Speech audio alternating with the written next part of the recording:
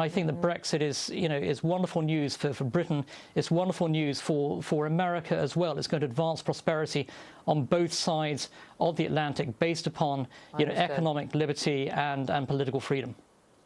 Now, great to see you. Thank you. Great to see you, Megyn. Thank you.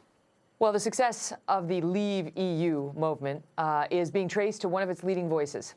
Nigel Farage is a wealthy businessman turned leader of the UK's Independence Party, and he is the man credited with championing Britain's break from the EU.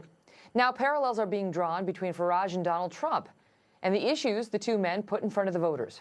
Watch when we compared remarks from both men this week. Our country lost its way when it stopped putting the American people really first. Dare to dream that the dawn is breaking on an independent, united kingdom. This will be a victory for real people, a victory for ordinary people. We got here because we switched from a policy of Americanism, focusing on what's good for America's middle class, to a policy of globalism. We have fought against the multinationals. We fought against the big merchant banks. It's not just our economy that's been corrupted, but our foreign policy too. We fought against big politics. We fought against lies, corruption and deceit. Let June the 23rd go down in our history as our Independence Day. Joining me now, someone who knows full well how messaging influences voters, pollster Frank Luntz. Frank, great to see you. And so you actually were polling this thing. You actually had it right. You had the Leavers 2 points ahead of the Remainers, and that's exactly how it turned out. What was it? Why did all the other pollsters underestimate the strength of the Leave movement? Two reasons. Number one, they could not predict turnout. The fact that this is the highest percentage of Brits that have ever voted in an election, even more than voted for Prime Minister last year, is significant. And the higher the turnout, the better the Leave campaign did. And second is that they were unable to project those final 10 or 12% that were moving at the end. Megyn, over 90% of the British population had decided more than 2 weeks in advance how they were going to vote. That last 10% in the end voted with Leave, and the reason why is because the Remain campaign did not personalize, individualize, or humanize the election. They talked about Britain overall rather than talking about the average hardworking taxpayer.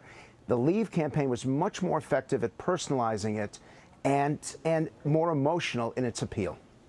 The Wall Street Journal had a write-up today talking about some certain individuals who voted to leave, including a lot of these were Democrats. It was working-class Democrats who really made it happen.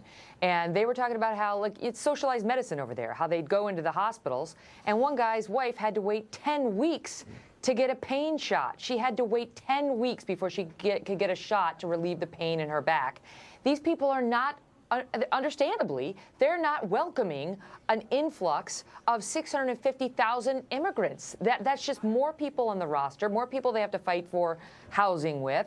Forget jobs, because they're doing okay on unemployment, but it's much more than jobs over there. Yes, and it's also about a government that has lost control, a European government that does not understand that its bureaucracy is destroying the hopes and dreams of the populations that it is supposed to serve.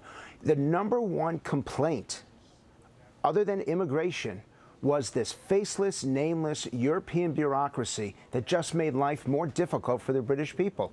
You'd be amazed that what I'm listening to over there over the last 72 hours is exactly what I'm hearing here in America.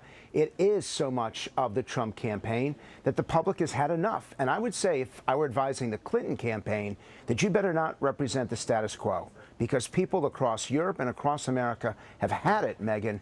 They're fed up with politics as usual, fed up with being ignored by the politicians, and fed up with not having a voice and running their own lives. Mm-hmm.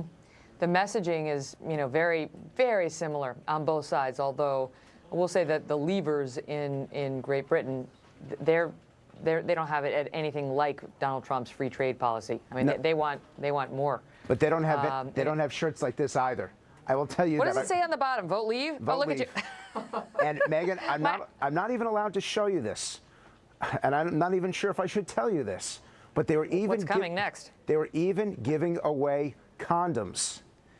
that communicated the Vote Leave campaign. I won't tell you what they said, but we'll put it on your website so people can come and take a look after this is over. I'm going to have to consult my friend, Mr. Google. Pull out? Okay. James says he has the dirty reference because he's, he has a dirty mind. It's great to see you, Frank. Thank you for that. Thank you.